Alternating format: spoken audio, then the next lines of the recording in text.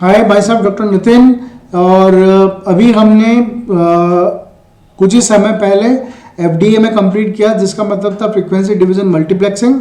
और टुडे हम एफडीए के अलावा मल्टीप्लेक्सिंग का जो सेकंड पार्ट है, मल्टीप्लेक्सिंग टू टाइप्स है, एक हुआ एफडीएम टाइप का और एक हो गया टीडीएम टाइप का। तो आज अपन क्या करेंगे, टीडीएम टाइप के मल्टीप्लेक्सिंग की बात करेंगे। उसके पहले please subscribe the channel, hit on your like button or share with your friends, colleagues and neighborhoods who are going to take part in engineering subjects.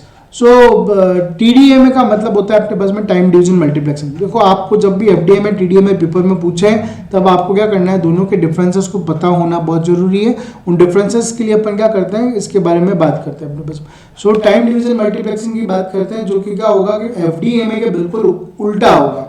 मतलब उल्टा मतलब वहां पर अपन ने क्या कर रखा था कि ईच सिग्नल को फ्रीक्वेंसी अलॉटमेंट कर रखी थी। यहाँ पर अपन ईच सिग्नल को क्या करेंगे, एक definite amount of time locate करके चलेंगे। जैसे टाइम डिवीजन टीडीएम को बोलते हैं time division multiplexing. This happens when the data transmission rate of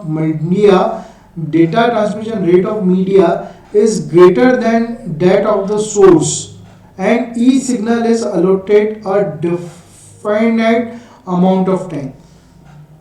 क्या मतलब हुआ कि डेटा ट्रांसमिशन रेट जो है ऑफ मीडिया मतलब जहां से वो चीज जाएगी अपने पास में सिग्नल, देन द सोर्स, अगर सोर्स से ज्यादा है तो ईच सिग्नल को क्या किया अपने पास में अलोकेट किया है definite amount of time.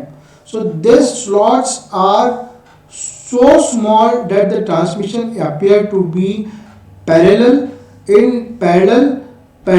In frequency division multiplexing, all signals operate at the same time. frequency division multiplexing जो था FDM में ऑपरेट जो हो रहे थे, ऑपरेट जितने भी सिग्नल्स हो रहे थे, ऑपरेट जितने भी सिग्नल्स हो रहे थे वो क्या हो रहे थे,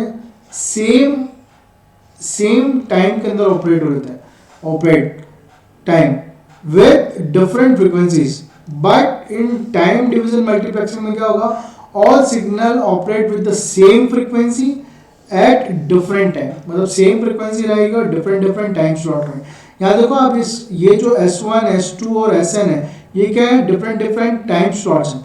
और ये एक ही फ्रीक्वेंसी बैंड के ऊपर मतलब n slot in each frame के अंदर आगे ट्रैवल कर रहा है। जिसमें फ्रेम 1 हो गया, फ्रेम 2 हो गया, फिर आगे फ्रेम 3 एंड फ्रेम n तक जाएंगे। तो कुल मिलाकर आपको टाइम डिवीजन मल्टीप्लेक्सिंग समझ में आया ना अपने बस में। ये टाइम डिवीजन मल्टीप्लेक्सिंग क्या हो गया अपने बस में कि वहां यूज करते हैं जहां पर rate of media greater than the source होती है। सेकंड क्या होगा, टाइम डिवीजन मल्टीपल एक्सेस के अंदर क्या है कि सेम जो होता है ऑपरेट होती है वो सेम फ्रीक्वेंसी के ऊपर होती है विद डिफरेंट क्या होता है अपने बस में, विद डिफरेंट टाइम स्लॉट्स होते हैं। आप ये बनाने के बाद में अपने पास में टाइम डिवीजन मल्टीपल एक्सेस को ब्रॉडली 2 कैटेगरी में डिवाइड किया हुआ है। एक सिंक्रोनस टीडीएम से डिवाइड कर रखा है, तो दूसरा होगा एक असिंक्रोनस टीडीएम। सिंक्रोनस टीडीएम की अगर बात करूं मैं अपने पास में, तो the time slot are pre assigned and fixed. मतलब सिंक्रोनस वाले टीडीएम जो टेक्निक होगी उसमें टाइम स्लॉट्स है वो पहले से असाइन कर दिया अपने पास में, और ये क्या रहता है अपने पास में फिक्स। मानो अगर कोई किसी टाइम स्लॉट के ऊपर कोई इंफॉर्मेशन नहीं जा रही है तो वो आपका ब्लैंक टाइम स्लॉट चला जाएगा। तो वो आपका मतलब क्या है कि बैंडविड्थ का अच्छा खासा नुकसान है अपने पास में इस वाली टेक्निक के अंदर।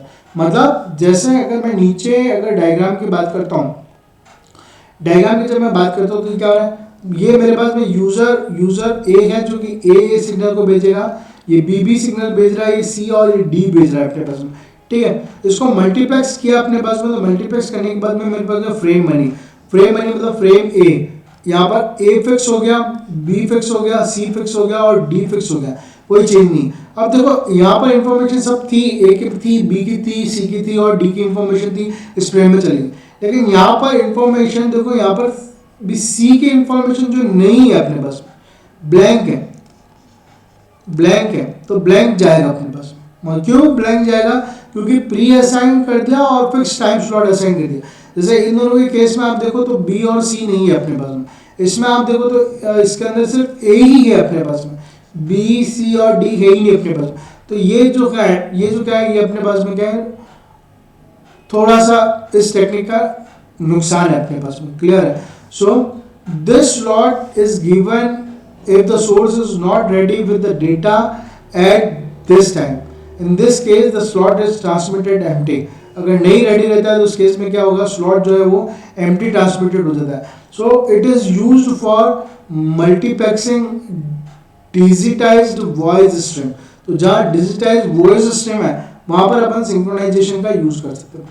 अब असिंक्रोनाइजेशन की बात करेंगे तो क्या होगा अपने पास में, असिंक्रोनाइजेशन के अंदर अपने पास में क्या है कि स्टैटिकल है, स्टैटिकल टीडीएम है, मतलब the slot are allocated dynamically and depending on the speed of the source और देयर रेडी स्टेट।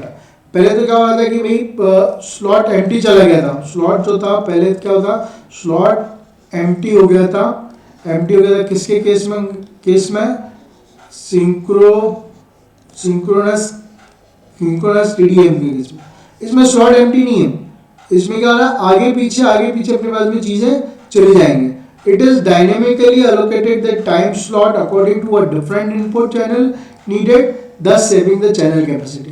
तो इससे क्या होगा, चैनल की कैपेसिटी क्या होती है अपने पास में सेव हो जाती है। तो डायग्राम आप दोनों डायग्राम आपको बनाने हैं अपने पास में। अब किसकी बात करें अपने पास में, advantages of time division multiplexing.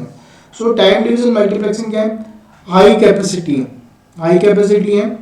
Advantages: the TDM can support a large number of signal over a single communication channel, make it ideal for applications where many signals needed to be transmitted. तो ये क्या हो गया, high capacity. FDMA की capacity जो है, FDMA की जो कैपेसिटी है, FDMA की कैपेसिटी जो है वो TDMA से क्या है, लेस है। वो TDMA से क्या है अपने पास में, लेस है अपने पास में, क्लियर है। नाउ बात करते हैं simple implementation. TDM is a relatively simple technique that is easy to implement है, making it a cost effective solution for applications के लिए। प्रिसाइज टाइम सिंक्रोनाइजेशन, मतलब TDM requires a precise time synchronisation between the transmitting and receiving, दोनों के बीच में time synchronisation होना important है, जो कि FDMA में नहीं था। which can be help ensure accurate transmission of signal है, जिससे ट्रांसमिटेड से जो रिसीव करेगा सिग्नल RX, रिसीव एंटीना, इन दोनों को क्या होगा कि पता चलेगा कि एक्यूरेटली यहाँ से डेटा गया और इसने रिसीव कर लिया अपने पास में, क्लियर है। अब बात करते हैं अपने पास में डिसएडवांटेज ऑफ TDMA की बात करते हैं।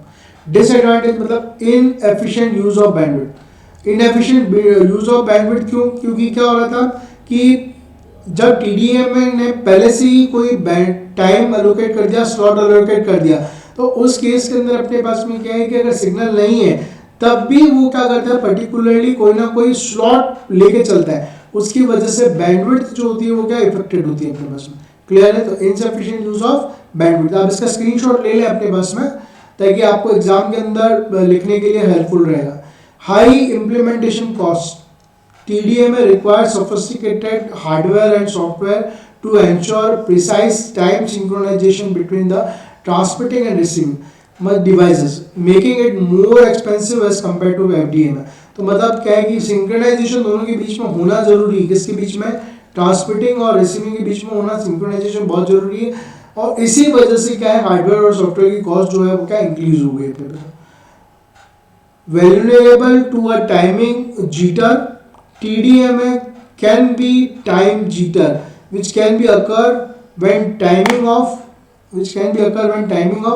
transmitting and receiving devices drift out of synchronization.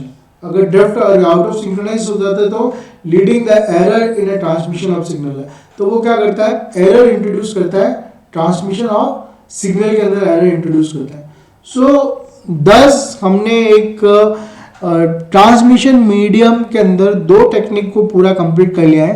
First is your frequency division multiplexing and second is your time division multiplexing. Frequency division multiplexing और टाइम डिवीजन मल्टीप्लेक्सिंग के बीच में कंपैरिजन के ऊपर भी क्वेश्चन आ सकता है या इंडिविजुअली भी क्वेश्चन अपने पास में पूछ सकता है।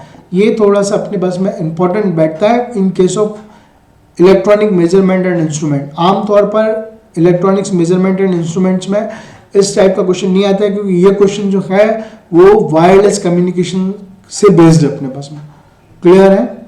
Thank you.